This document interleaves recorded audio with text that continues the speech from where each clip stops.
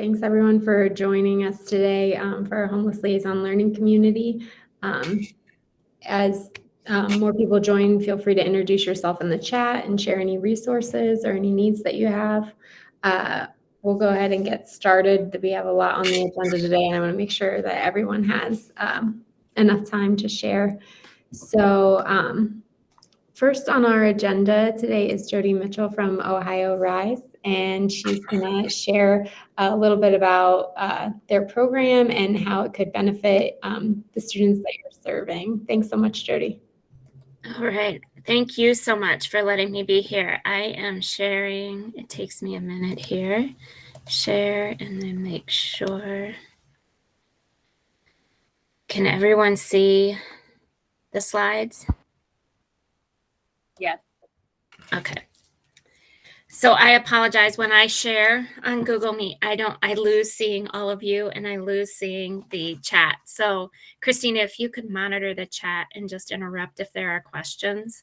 I do want this to be very interactive. I have a slide presentation, but I want it to be conversational. So if you have questions as we go through the slide deck, please raise them. I'd like to just have a conversation, and I'll try to get through these quickly so that we have ample time for question and answer as well.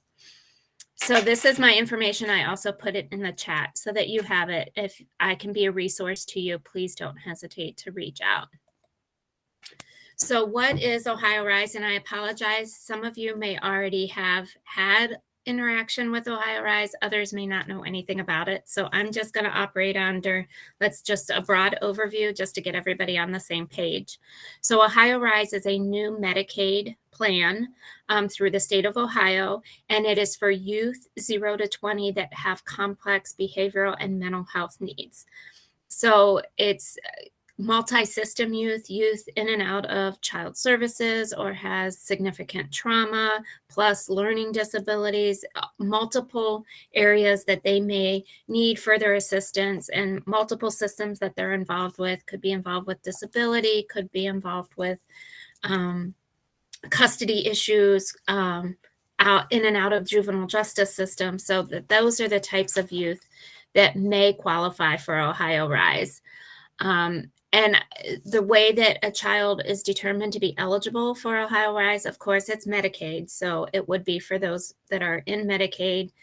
We have to coordinate with their behavior or with their physical health plan. So these youth that are in Medicaid have the option of 7 different managed care companies now for their physical health benefits.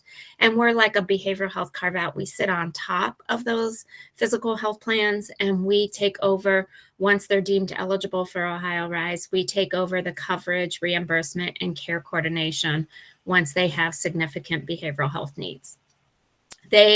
Youth are referred to the program. There's no wrong door for the referrals. You can contact their managed care company to be referred for a CANS assessment, although experience lately has shown that the managed care companies are referring to our Ohio Rise CMEs for the CANS assessment to be completed. So it may be an extra step. You could just call the Aetna member services line and make a referral.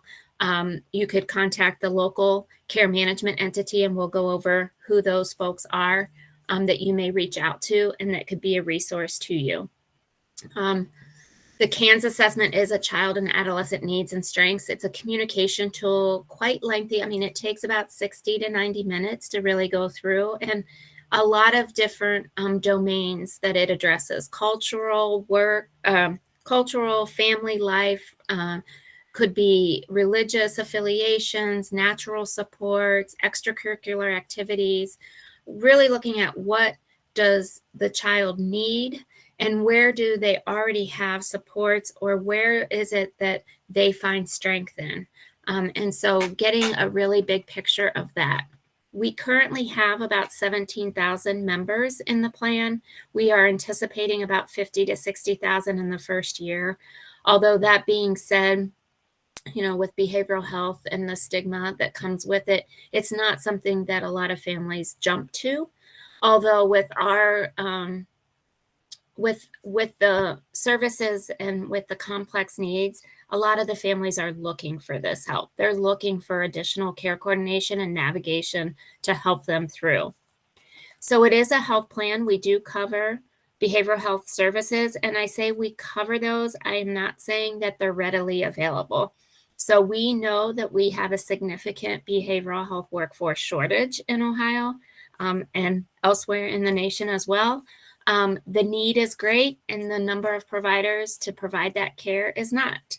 So there are frustrations, I would say, that while we're launching this plan, we don't necessarily have the workforce to completely make this happen. But we're hopeful that now that there is reimbursement for some of these services, that will also generate more engagement. And I know there's more effort into promoting behavioral health careers as an option to try to boost the workforce that we need.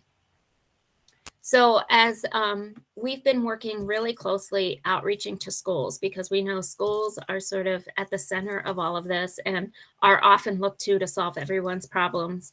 And we want to make sure that we are working closely with schools and helping where we can.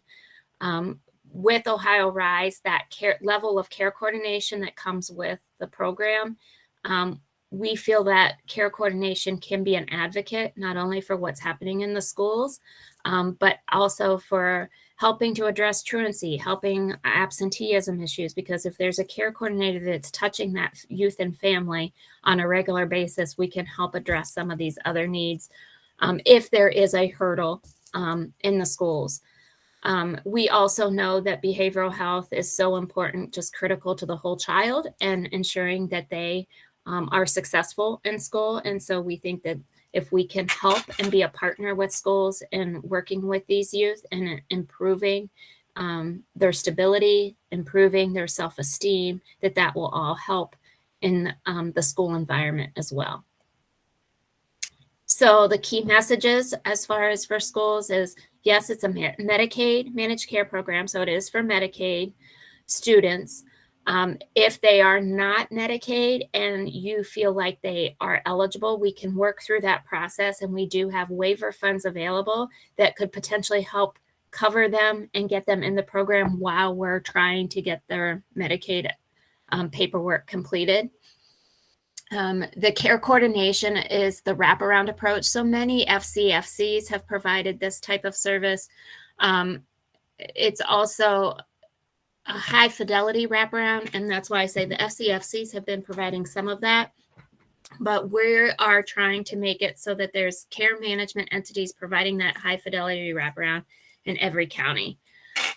There's no wrong door as far as referrals, so contacting the local care management entity, contacting Aetna, Ohio Rise, you could contact their managed care company, all to get that CANS assessment completed, and then that eligibility determination made. Once they're deemed eligible, they will be then assigned to a level of care coordination, whether it's a limited care coordination, which was provided by the Aetna care coordination team, or they could have moderate or intensive tier 2 and tier 3 care coordination, and that's done at the CME, at the care management level.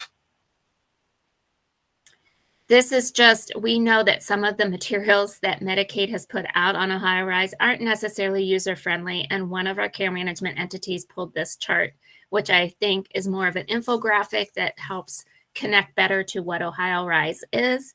And the types of students that could potentially qualify may have multiple issues. They are at risk of maybe getting pulled out of the home and put into a system where their needs can be met. And we're trying to make sure, if we can, to work with the families to keep them in home if we are able to. Ohio Rise operates on family voice and choice. So when I talk about the care coordination that happens, that is up to the family and the youth who is part of that care family team. So there's a Ohio Rise care coordinator, and then whoever that family and youth say that should be part of their care family team, part of the care planning process, can be part of that meeting. Sometimes that may include schools, that may include the homeless liaison if you're already working closely. Again, I think it's based really on trust and who the youth and family trust. And so that's not to say that if the youth and family,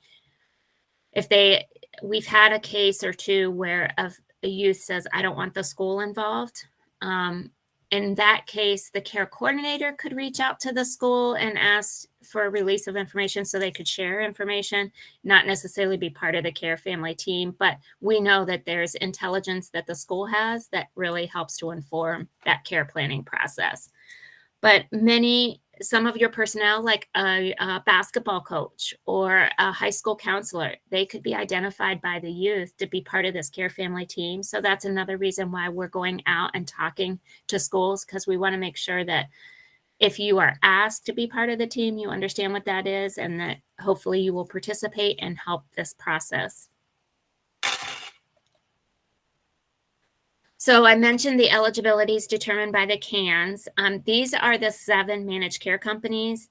Again, they do have CANs assessors on staff, but I think they are referring to our care management entities. There's also CANs assessors, certified CANs assessors throughout Ohio that are independent. They may not be a CME, they may not be Aetna or managed care. They may be certified through the state. Anyone can become a certified CANs assessor.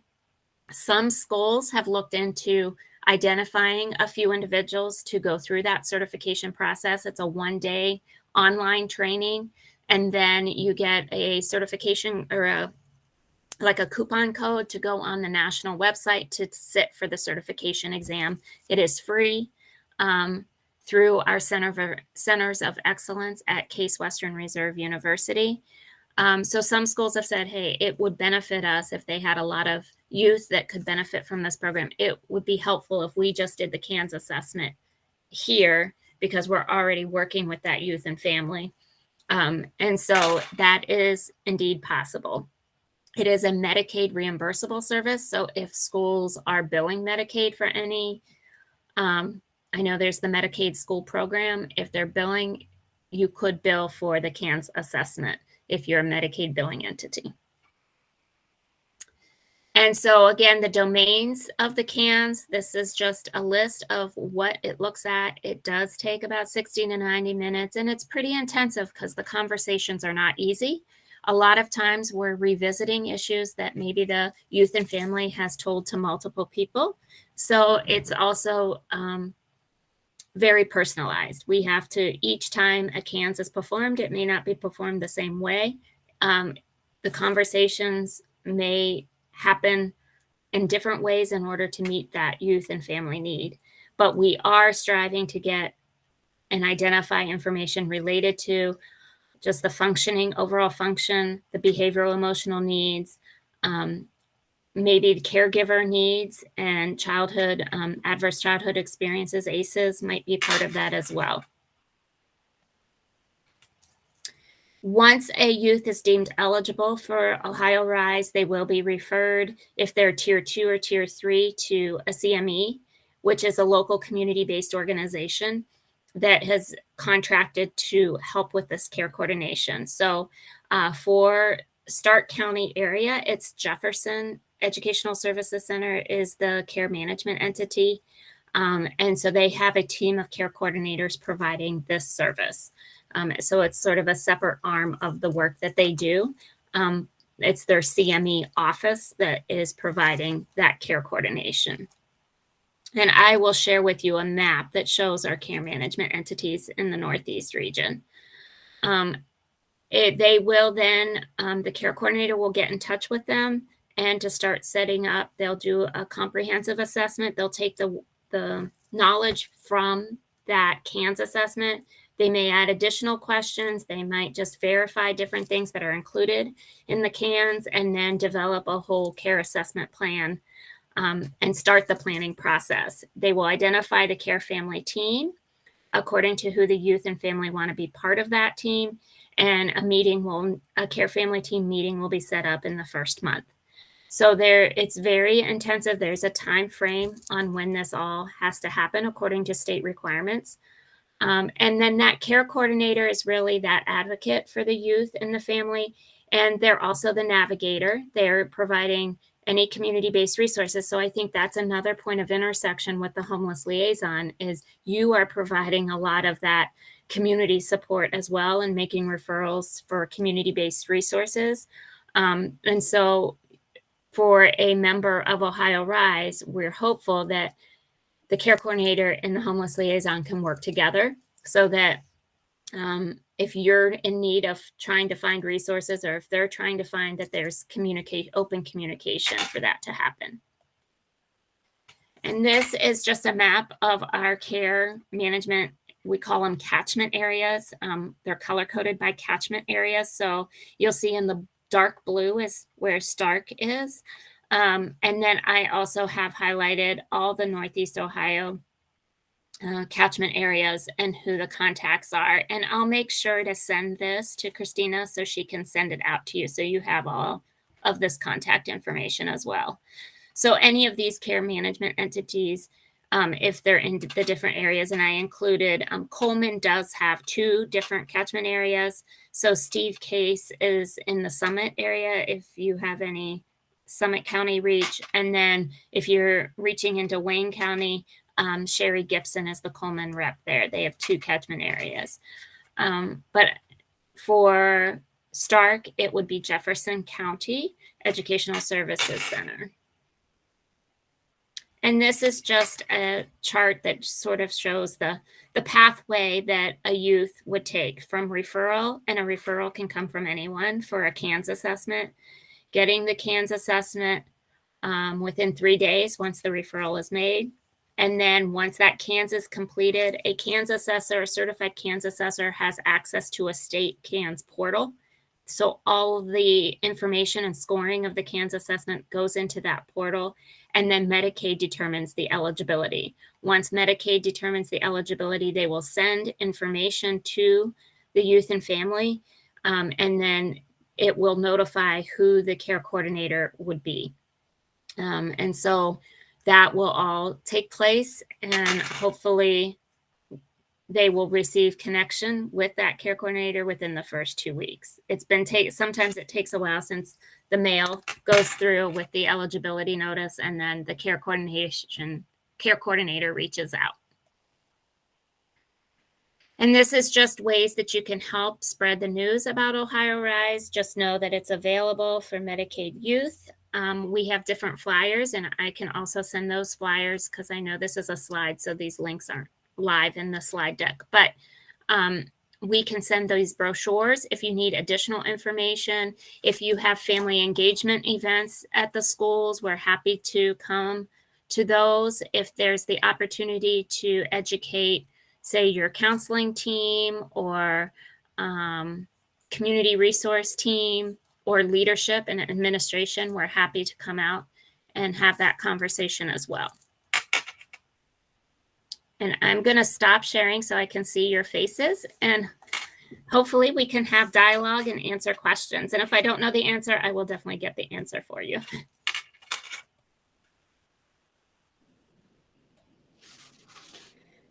Thanks, Jody.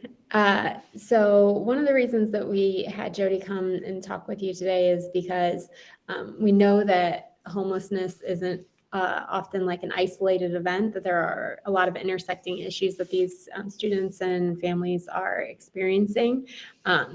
And resources seem to be the big thing that you all asked for from our last meeting. And this is a great resource to be able to assist you in those other areas that aren't directly related to the housing issue or transportation, but can provide that additional support so that ultimately students are able to be present in school physically, reducing absenteeism, and also they can also be successful if they've got this team around them supporting those other needs that are contributing to some of the instability that you're seeing around housing and other issues. So Jody is here to answer any questions if you all have them.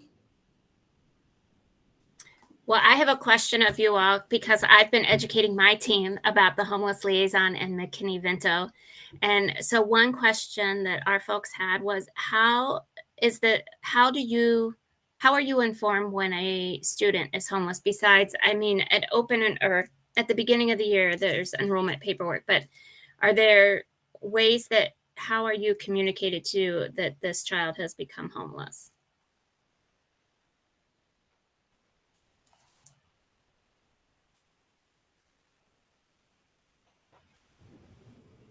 That I'm actually struggling with this right now, and I'm trying to investigate different things in our district because I've got to change up the wording even on our enrollment forms because it's just so cumbersome. And when you say homeless, it's really not spelled out enough. So I'm actually struggling, and I would love to hear what other people are doing and how they're keeping up to date information on it.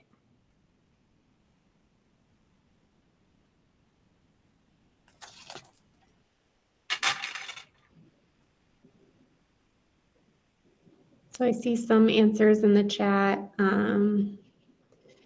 When students are moving and they hear from other administrations, so that like district to district communication. So like that could be a point of information if we're having students move, to make sure we're including that information within the bounds of FERPA.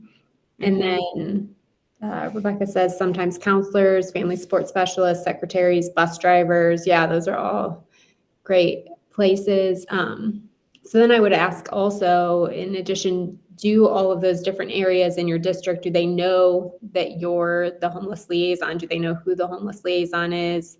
And if they suspect that a student might be homeless or doubled up, to communicate that and how they should communicate with you.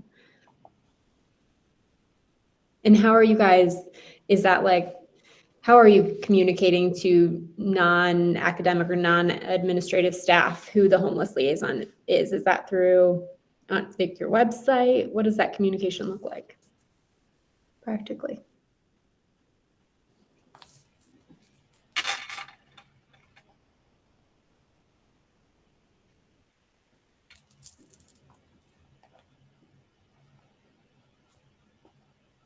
Andy says mainly secretaries and staff. If like people overhear conversation, they investigate further. Yeah. So more informal, there's not like a formal process is what I'm hearing, right? Yeah, it does seem that way. Well, and I know we sort of share when Ohio Rise launched July 1st, we got a file basically of kiddos that had claims that would potentially make them eligible for Ohio Rise. So that's how we called them the day one list when you get started and launch a plan. And we had a lot of trouble trying to find a lot of these youth. Like they came over to us, but the contact information, even that Medicaid had, wasn't correct and very transient population. So we still have some day one youth that we know have had behavioral health, mental health claims that would benefit from Ohio Rise, but we can't get in touch with them. And so I can imagine that that is also probably a shared struggle when you have identified somebody to help, that they're constantly moving around. And it's going to be a problem. I don't know how many of you know, Medicaid is going back to its previous renewal now that the emergency declarations are over. And so all of the Medicaid renewals, depending on what time they are scheduled, which started in February, they are mailing out the renewal information. Well, if their contact information is not updated, I can see a bunch of families not realizing that they were to fill something out to continue with renewal, and then they're going to roll off Medicaid, not knowing. So I just give that a heads up to you all because that might come up. And if you have those questions, there is a Medicaid like partner toolkit with a bunch of communications related to Medicaid renewal, if that's of interest. And then SNAP as well, because I know food insecurity somewhat follows homeless. And SNAP is going back to its pre-COVID amounts and 1 allotment a month, where they were getting 2 allotments. And when it goes back to the level, it's been told to me like they may have been getting $300 a month in the 2 allotments, and now it's going to be like $90. So it's a significant decrease, and they need to go in and make sure all their housing expenses, food expenses, any income changes, all of that's current, so that they maximize the dollar that they qualify for. And again, it's just hard to reach these families who are struggling just to make ends meet. This is yet another homework piece that they need to fill out, and they may be looking for assistance with that. That's a great point. Thank you for sharing that, Jody. And that's a good thing for them to be like prepared for. So in our like communications with families that you're currently working with, it would be a helpful thing to mention. So that way they're not then already behind on their finances if they could prep ahead of time. And for like the family support specialists on the call, like the additional resources that might be needed in light of those changes coming up. Because housing certainly isn't, the costs aren't going down in relation to this. So any other questions or discussion you would like to have around Ohio Rise while we have Jody on the call? Christina, do you mind if I stay on for a few minutes? Because I'm just Absolutely. jotting down everybody's name and contact. Yeah, feel free to stay for the whole meeting. And if anyone thinks of any questions, add them in the chat, and we can address I'll watch those. the chat. Yeah. Awesome. Or if you need to hop off, I will connect you later. So thank you so much. And if I could add just real quick, Christina, what I added into the chat, and I know that Ohio Rise and our local family council wraparound have lots of conversations and meetings together so that families and children and us school folks don't get confused, like where do we refer when? And so just know that you have, both entities, but I did put our link to our local family and children first wraparound and that referral information there too. And then it's also my understanding, but I don't, know every school-based mental health, but I'm of the understanding that they are trained in the CANS assessment, which means they can help determine level of care and when they may be eligible for Ohio Rise or wraparound. So that's just something just to think about in your care teams and how you utilize those partners in that role for a CANS assessment as well to even help you determine some of those things. Thanks, Patty. Next on our agenda, we have Nikki from Canton City School District. So we have just started this partnership between Ohio Rise and Canton City School District.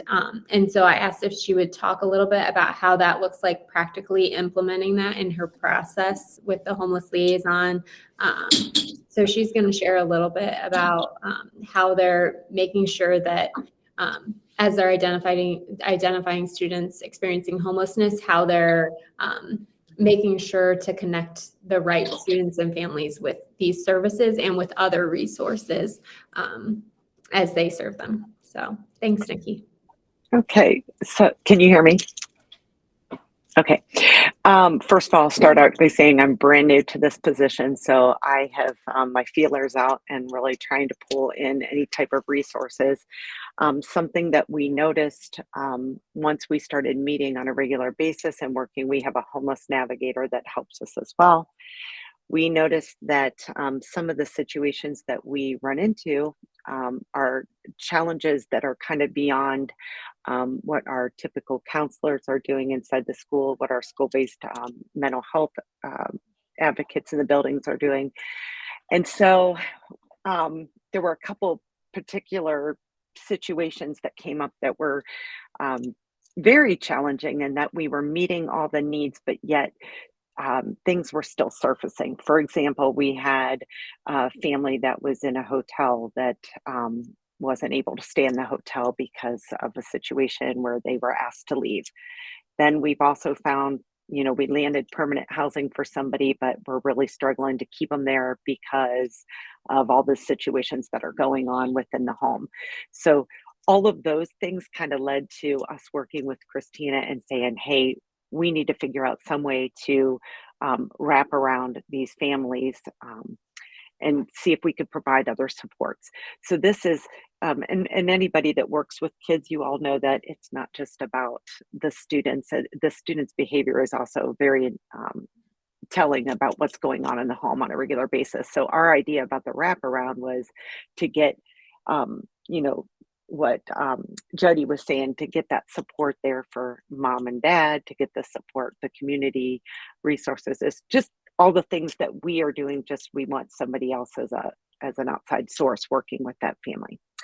So some of the things that we've talked about when we do a screening is, first thing I'll have Christina pull up is we use what is called, we use a Google form that asks a bunch of questions. Once we get either a final forms notification or we get a staff referral through a Google link, we call up the family, and Michelle, I'll go ahead and I see Lisa raised her hand. Lisa, do I need to address something? Yeah, okay, I see. That is exactly on final forms. What kind of questions are you asking for it to red flag you? Okay, so I can share that with you. I actually have a PDF and it's redacted for something that I can show you that later. I That'd be will say awesome. though, okay, I didn't have a hand in creating those, but I did set up the notifications. So Michelle and I both get the notifications every day. Well, that So would be perfect. So if I could have a form and then that would be so helpful. okay, I can That's do what that I'm for you. struggling with right now with final forms. It just says sheltered and unsheltered, and our families don't know what that means. Okay, I'll be glad to share. So in addition to that final forms, we also have wording that stays the same. It's a referral and an update that we get, and it feeds into a Google form. And then from there, we call and we ask a series of questions. And one of the questions is the one that Christina has up right here. And we ask the family off the bat, are you interested in any of these resources from outside? And you'll see my list there is pretty extensive, but you see I have mental health there. And at the very bottom, you'll see behavioral health. And the Ohio Rise wraparound is just for us to remember that are they experiencing those extensive behavioral challenges in the home. So there's one way we get it from the families, asking the families directly if they want these wraparound services. And then another way we are looking at, and Christine, if you could pull up that case tracking spreadsheet. Okay, so this was a way, I created this because I needed a way to kind of keep track of all of these things that our students we're supposed to be monitoring. I didn't have any real concrete way to do that. And I'm a visual person, so I needed it color coded and all those good things. So each of the schools received this sheet, and all they had to do, well, I say all day, but you can see it was work. They had to go through with their community worker and their counselor and any type of MTSS team and document these things for me and for Michelle and Darlene. And then the three of us sat down, and any student that you can see had tier 3 all the way across, we're considering those students that could be eligible for this wraparound service as well. So our team sat down and listed any students that we have to follow up on. But this was very helpful in identifying those kids. And then the last thing we use this is actually how it really came about. Christina, can you pull up the housing navigator? What we found was our housing navigator was calling our families, and Christina, do you see that one? It's the PDF. this kind of helped too when the housing navigator calls the families, or before we give them to the housing navigator, we ask all these questions. And some of these questions, if we're seeing that the parent is experiencing, like, if the parent doesn't have a job, if the parent has some evictions, if the parent has a criminal record, some of those things, we know to dive deeper before we pass them on to the housing navigator. Those are all ways that we're kind of screening for these kids. But I'll go back to addressing what you asked. I think that was Lisa that asked me. A lot of this is also communication from our schools saying, hey, Nicole, hey, Michelle, hey, Darlene, we've got these kids that are really desperate, or they haven't been to school, and then when we call and we find out there's all that they really do need way more support than we're able to provide. So those were the screening things. Christina, did I cover everything that you had asked me? Yes, thank you. Okay. And then if you could afterwards, because I just saw the name pop up, if you could ask me later, and I'll get you the screenshot of that final forms. Yeah, that would be great. We appreciate it. Does anyone have any questions about the process that Kansas City Schools is using? And this is, like Nicole said, this is like a work in progress. Huge work in progress.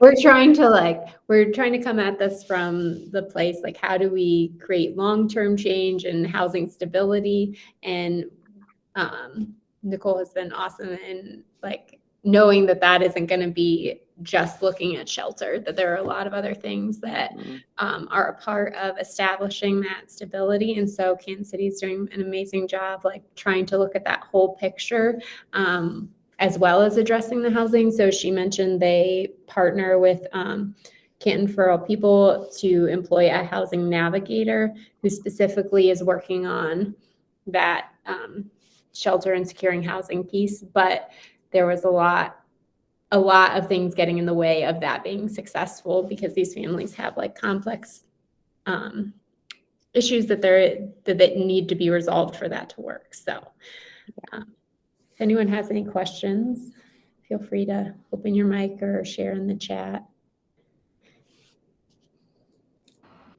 Thanks for sharing. I know that I saw that Kathy was asking if she could have a copy, and in the agenda under Nicole, Christina had added all those forms. So links to all those forms are within your agenda on Nicole's section. Is when Kathy said, Kathy, which was there something in particular? Because those are all PDFs. I don't mind sharing a template or anything either. Those are, but like Christina said, all work in progress. I will say that's the first time that mid-year data with the pull-down sheets. I already have changes I'm going to make for the next time we implement that. And all of those things came from our grant, so I know that we need to monitor them. Yeah, and I think that was such an innovative way to like look at what other resources are needed for those families by pulling that data on their attendance, pulling that data on behavioral issues from the schools, and being able to see how those things correlate. That's such a great way to go about it. So then after, this is just a sidebar with that data, because then we weren't sure. So I ended up creating some questions back to the principal where they could, I suggested they meet with their MTSS team or their BLT and review that data. And I asked specific questions for them, and then also told them if they wanted our support, they could have that. But our Project Hope team took notes for each individual school. But it was also very telling to look at the whole district to see what needs are out there, or where we need to, put some more energy into for next year. So, all good. Kathy, if you could put in the chat which one you're interested in, I will. I'll get that to you, or I'll get it to Christina and she can get it out. Thank you. Nothing in particular, but all of it's great. So. Anything that helps. I just looked at the things that Patty had sent out, and that will be very helpful. Thank you. And I will update the agenda with any of those requests that you've made in the chat. I'll add those links as well. All right.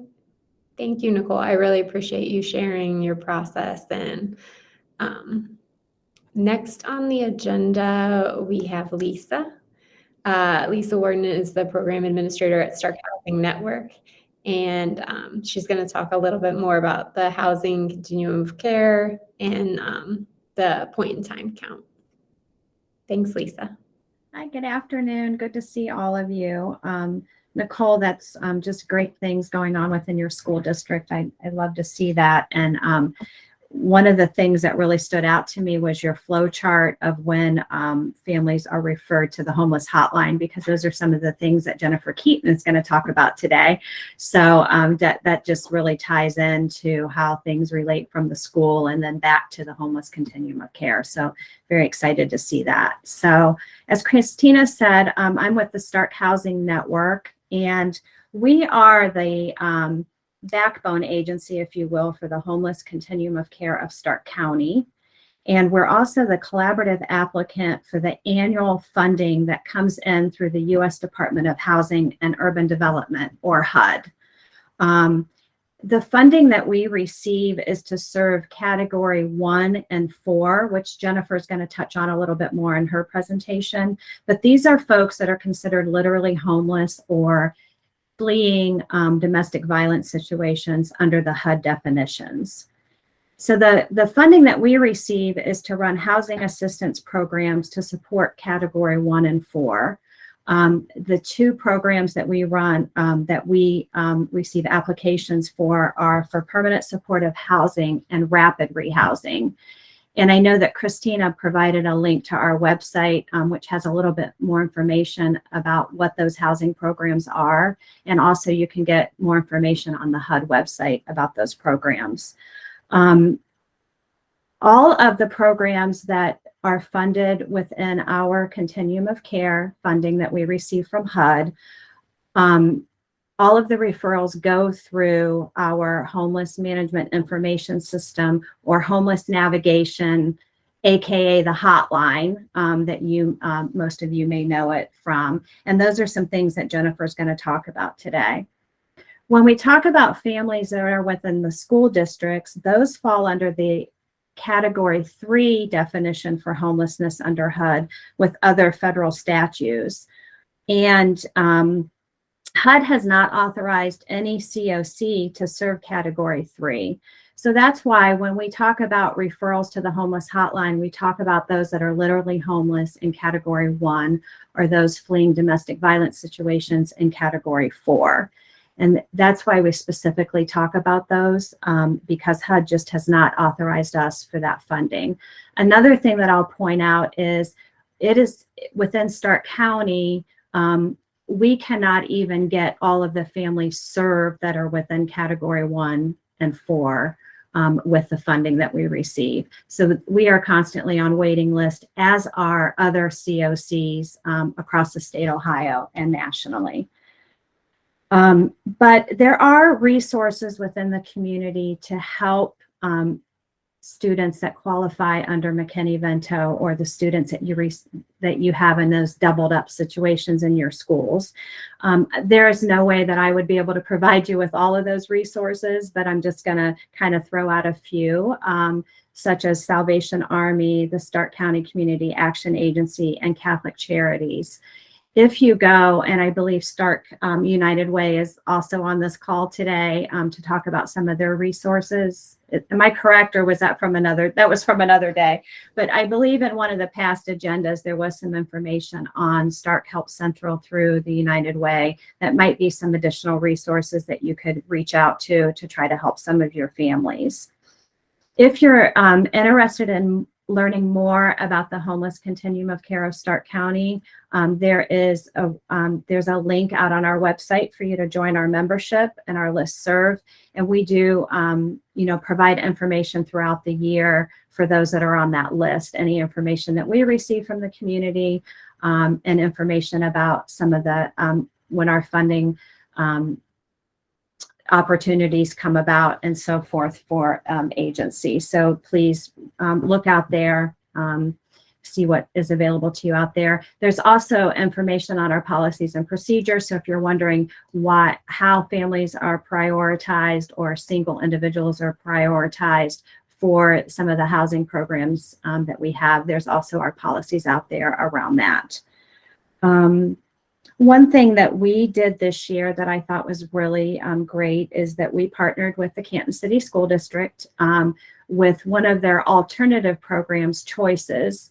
At their Choices High School, they serve students that are kind of in that transitional age, so 17 approaching 18, and students that may be going out on their own very shortly after they graduate or are currently on their own as they are trying to graduate from high school.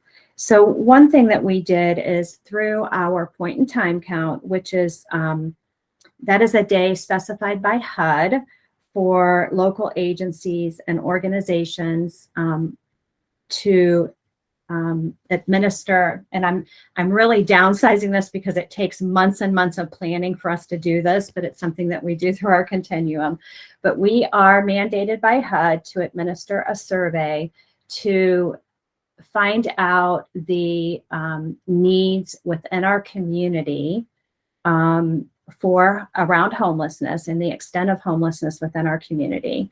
And what we do with this survey is we ask where individuals stayed on one specific night. So this year, the date that we chose was January 23rd, 2023. So we have volunteers that go out onto the streets, volunteers within agencies and organizations such as libraries, food pantries, where we know that folks experiencing homelessness may frequent to administer this survey. One thing that we wanted to do this year is try to capture some of that transitional age youth. That's something that is very difficult to get data around. So we reached out to Nicole, and she was generous enough to allow us to come in with some trained volunteers. And of course, there was a reverse permission slip that she sent out to families so that anyone could decline. It was a volunteer survey. And what we did is we gathered information from students that wanted to complete our survey to see if we could find any students that maybe Nicole had not been able to identify and get those students linked over to Project Hope or to their school community worker to get some resources in their hands. Also, what we're going to do with this data is just try to determine, is there, how many transitional age youth do we have within our community that are literally homeless, that have no other place to go? And so we can take that information and we can learn from it. And that's how, new programs can come into the community, is just by getting data like that. One thing that we would love to see from the school districts coming into the future is if there's any data that you can provide to us of your literally homeless students on that night of January 22nd, 2023. Next year, of course, we'll have another Sunday date that we use. But if there is a way that we could get school districts to provide that information to us, we don't ask for names of the students, but there would be some identifying data so that we can remove any duplicates. And if that's something, if we can talk about that a little more through this learning community next year, prior to us administering that survey, and maybe there is, a way that some of the schools would be able to provide us some of that data, we would love to have it just so that we can learn from it as a continuum of care. I'll stop there. And if there's any questions, I'll be glad to address those. Thanks, Lisa. Yeah, next year, we will have the dates for next year's Homeless Liaison Learning Communities ahead of time, and we will plan to see who is able to participate in that survey, maybe individually. We want to make sure these students are counted in that, so that when our COC is applying for funding, that their needs are being met. Because if they're not identified, I think, is this true, Lisa?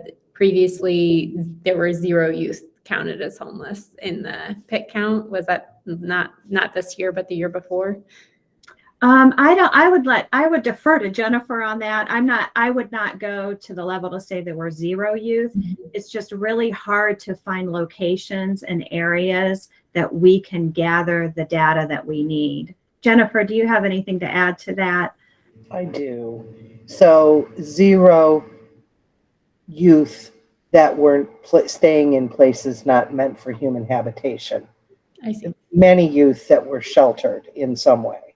But yes, if there were youth on the streets, we have not learned of them for quite a number of years.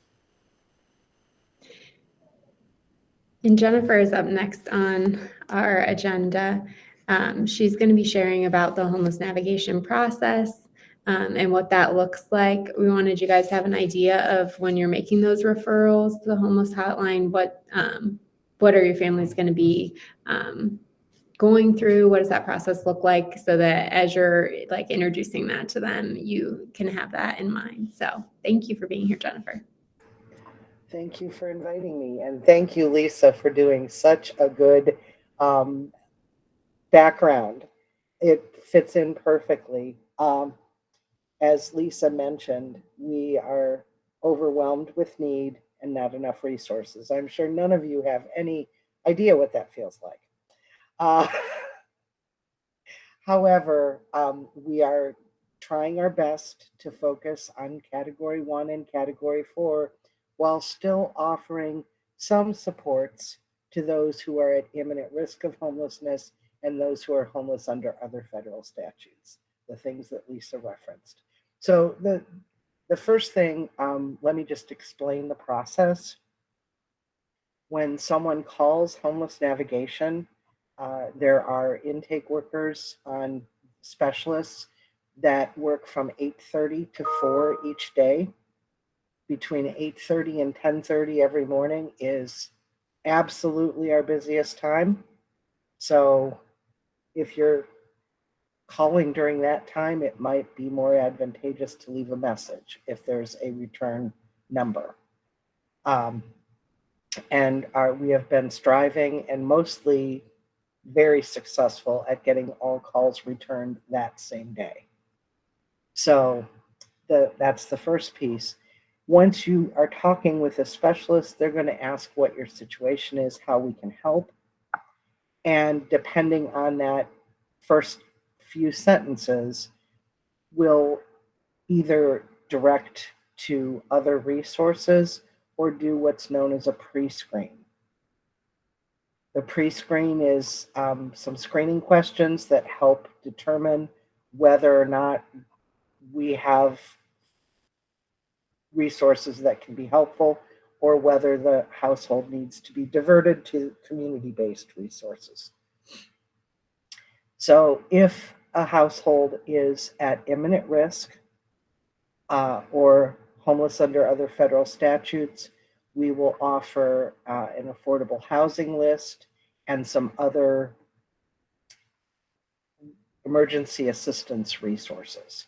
We offer those via email and send them out each day to the folks who have agreed to get them. If households are Category 1 or 4, then we also complete a HUD required intake, collecting demographic information and some disability-based questions. Once that's done, we complete an assessment. So that whole process, if it is done at one fell swoop, can take up to an hour. At the conclusion of that, then the household is prioritized for assistance. And Lisa referenced in her time with you that those prioritization methods are available on the starkcountyhomeless.org website.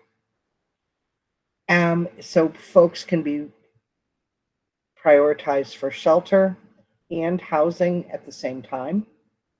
They do not have to be in shelter to be referred or prioritized.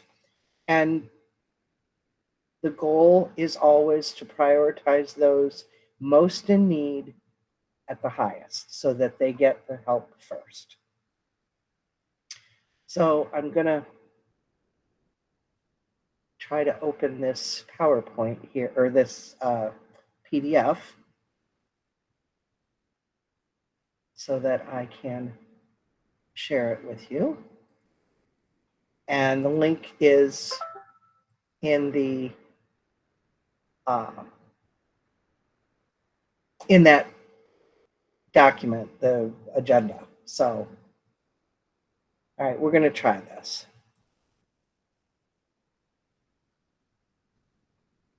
There we go.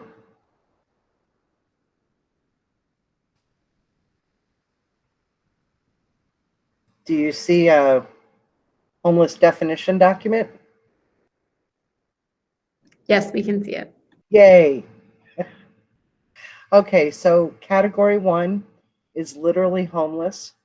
Individuals or families who lack a fixed, regular, and adequate nighttime residence. So that quite basically means that the household is either staying in a place not meant for human habitation, in an emergency shelter, transitional housing if they were literally homeless when they entered, or hotels or motels paid for by charitable organizations or federal, state, or local government programs. And category 4 is any individual or family who is fleeing or attempting to flee domestic violence, dating violence, stalking, human trafficking, all of those things, has no other residence and lacks the resources or support networks to obtain other housing. Category 2 is probably where a lot of your folks are: imminent risk of homelessness or homeless under other federal statutes. Imminent risk means a household will imminently lose their primary nighttime residence within 14 days. They do not have anywhere else to go, and they lack the resources needed to obtain housing. And finally, the homeless under other federal statutes includes folks that are in danger of losing housing, but not within that 14-day time frame. Also includes folks who are staying either temporarily or permanently with friends or family. So that just kind of gives you in a nutshell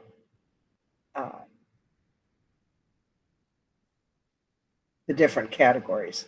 Are there any questions about that?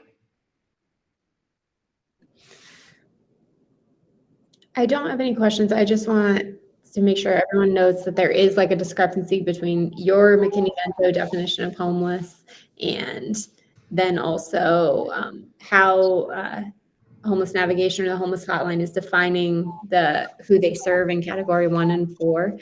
But like Jennifer said, they do offer other resources to those in between.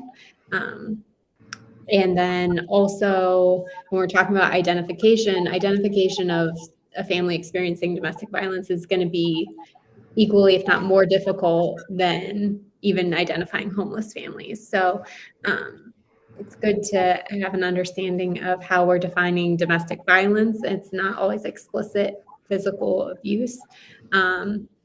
And it can be difficult for families to identify themselves that way or to share that information.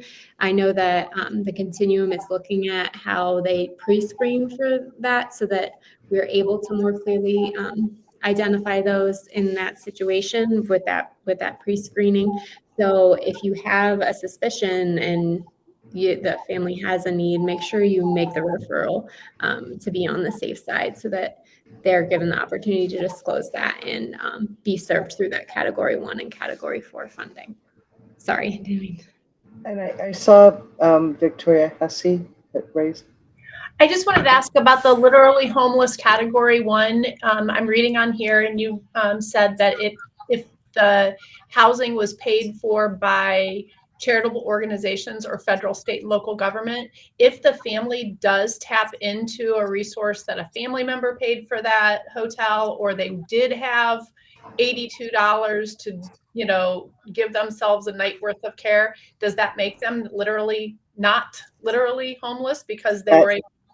That is correct. So we need to, never mind. I won't say the rest of that Yeah, no, sentence. you could not possibly say anything that I have not already said.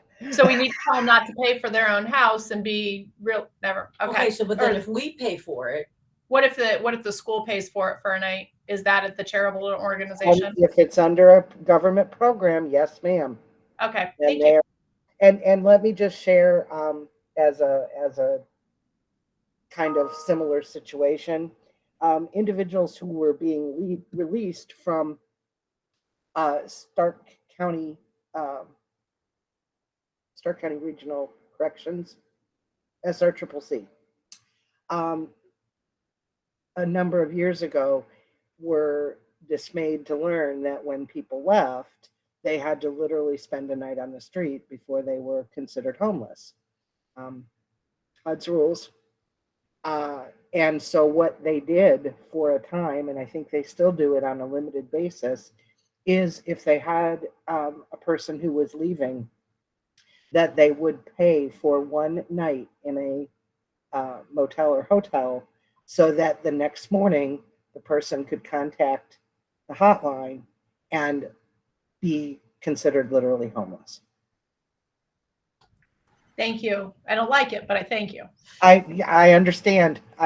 We are on the same page there. Yeah, we don't like it either as a homeless continuum of care, and Jennifer really doesn't like it as the ones that receive those calls through our homeless navigation system.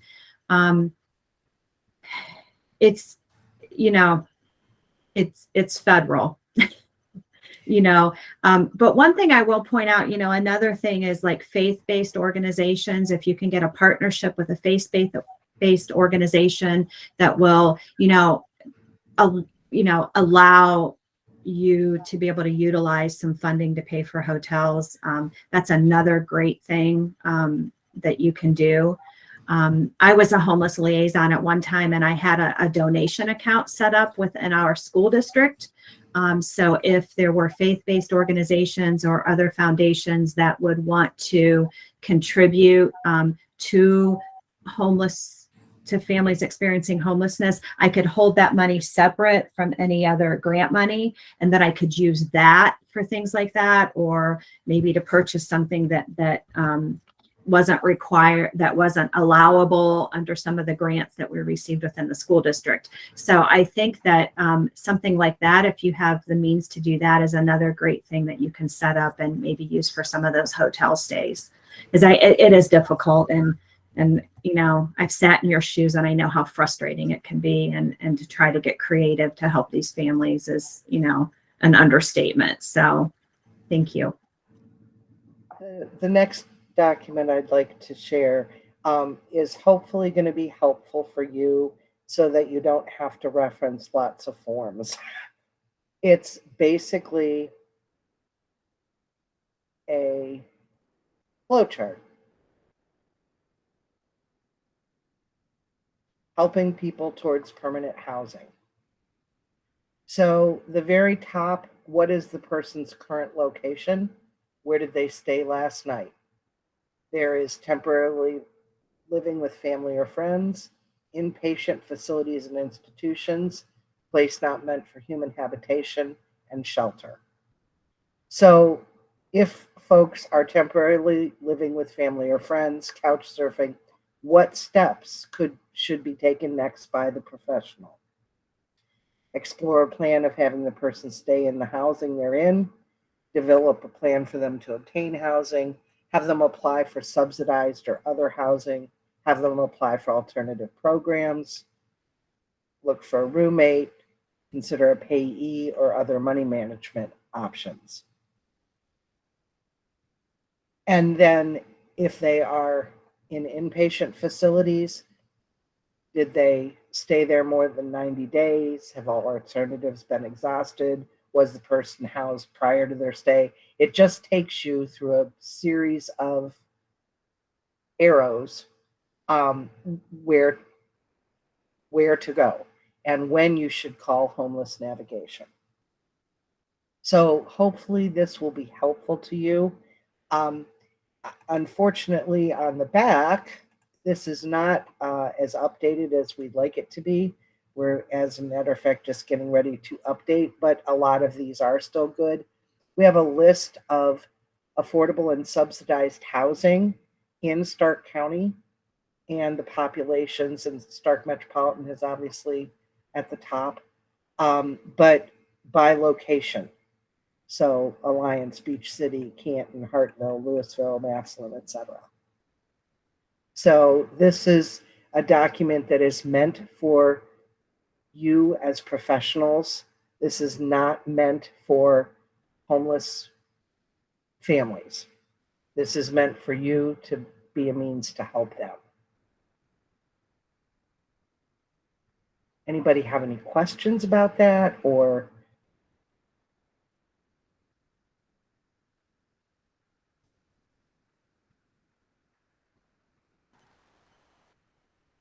Jennifer, they could share the affordable housing list at the backside of that, just not the flow chart. Yes, and as soon, Christina, as soon as we get the new list in a good PDF format, I will be happy to send that to you, so you could kind of send it out to everyone if Awesome. you'd like. Thank you. Surely. I think everyone is probably, oh, if a family says they're doubled up, hold on. And certainly Kay, okay, I lost that. Where'd it go? It's Victor. Oh, Sorry. helping with the finances of the household. Is it still considered homeless under McKinney-Vento? So all of, if they're doubled up, they are homeless, but it's homeless under other federal statutes. So for our purposes, they wouldn't be considered. And it's my understanding that it's not necessarily about what they're able to contribute financially, but about the stability of the housing and if it's a temporary solution, or if they're unsure that it will continue, or if it is permanent. Yeah, and very frankly, and you all know this, one of the big questions we used to ask, because people will be like, oh, I don't, I have to leave tomorrow, or I don't have a date, I have to leave, is, do they have control? Do you have a key to the residence? Do you, and if that's a no, then, they're probably not as stable as they might think they are. So Definitely. What I was going to say, is everyone aware of the Section 8 list opening? That is linked on the agenda as well under your additional resources. So yes, from March 1st to the 15th, the waiting list will be open and you'll be able to apply for vouchers. If I could offer one piece of advice, to please tell families who would be benefit by getting a Section 8 voucher to create their account now, or make sure that they can access their account now. Because if they wait until the 1st and they get locked out, they're probably not going to hear from SMHA until the list is closed, because they'll be slammed. That's great advice. And that list has been closed for a while, so it's a great opportunity to be able to get on that list for the voucher. So the voucher program would allow you to work with a landlord who accepts the voucher, not necessarily work in or be placed in public housing where you don't have that option, but you're able to find housing, work with a landlord who will take your voucher. And so you have more choice and control over what community, what neighborhood, what type of housing. So it is a really great opportunity to get on that list. So that is good advice. Make sure that they are checking out that application, what they'll need to apply, that they can get into their account before March 1st, because there are going to be a lot of people applying for that housing during that window. In answer to Kathy's question, yes, private landlords do take vouchers. There's a process though, so not all private landlords take them. You have to, there's extra paperwork, to be very honest, to go through, an extra inspection step. You have to stay within fair market rents, all kinds of things. However, the good balance to that is that there are certain, they're going to get a check every month. So Yes. So if you do have a network of landlords that you're working with as family support specialists, that is always a great question to ask. Sometimes it takes that relationship bridge to say, like, I've got a family that would be a great family to rent to, and they know you. So it kind of eases that process a little bit. Any other questions I think there was another question about resources for students under 18. Did we answer that one?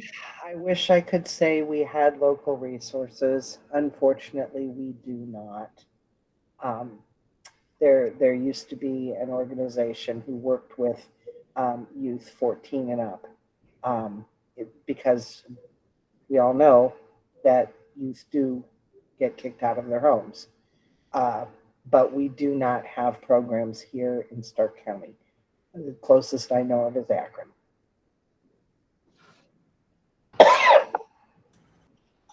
The students in those situations, and I'm sure you guys have already thought of this, but that's when you really have to try to brainstorm with them. You know, is there anyone that they can stay with? Is there, you know, a faith-based organization that might be able to contribute some financial resources to a household that they could stay with? And it's just really getting creative on those ends of things. It's just a really tough situation for these kids to be in, and it's really difficult for folks, family support specialists and homeless liaisons, to navigate those waters. But it really goes back to those conversations and what resources could, you know, maybe the student isn't thinking of, that maybe you could help them think of. If anyone thinks of any other questions for Jennifer or for Lisa, feel free to add them to the chat, and you're welcome to stay on the call, or I can get those questions to you later. It's up to you, but thank you both for being here. Next on our agenda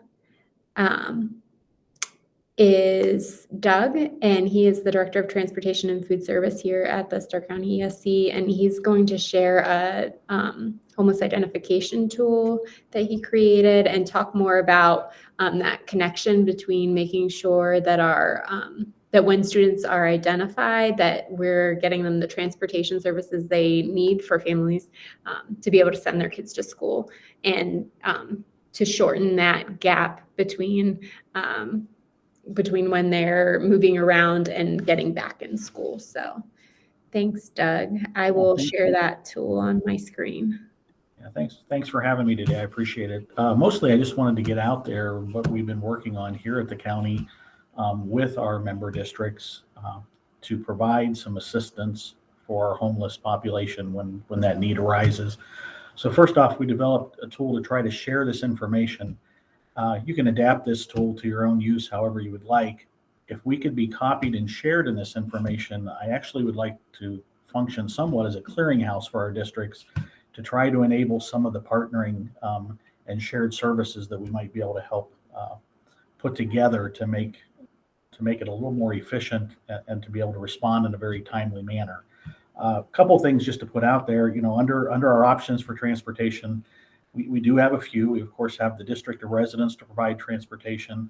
We collaborate with other districts for some shared services.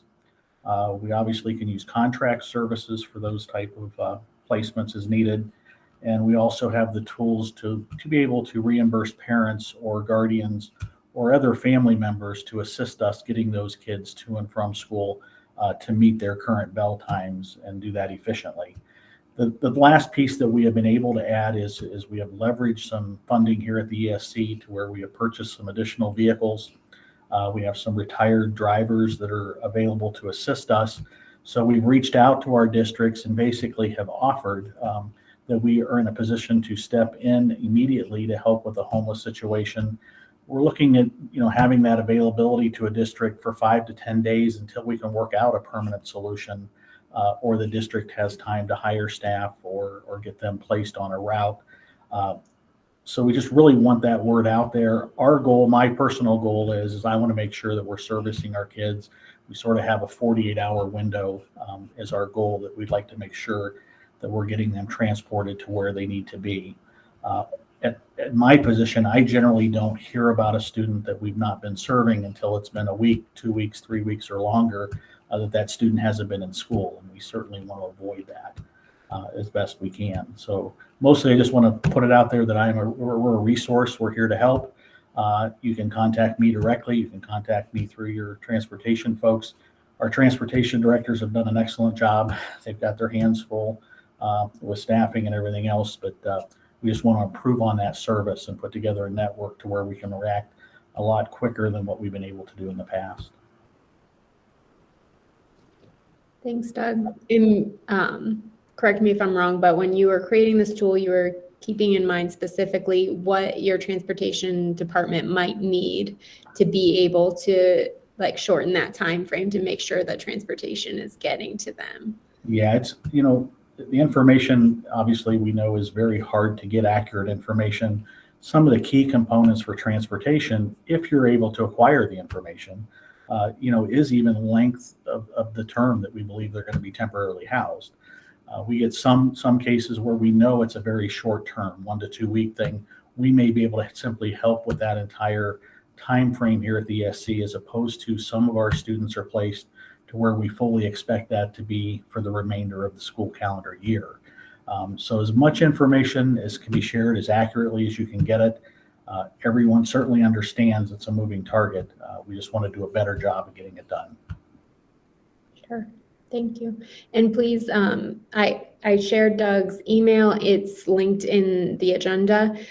Or if you want to drop a note in the chat, I'm going to save our chat here. If you are interested in partnering in this way to be able to work with the ESC to provide additional transportation in these situations, and you want to talk with Doug more about it, just drop a note in the chat and we'll make sure we get in touch with you, or feel free to email him. Does anyone have any questions for Doug? And again, I'm pretty much available anytime. And I do reach out. I'm out in the districts quite a bit, so I try to keep up with your supervisors as to where the areas they're currently traveling in, and that, so that we can, again, help solve some of those problems from a 100-foot view that they may not be able to see within their own district if we know what their neighbors are doing around them.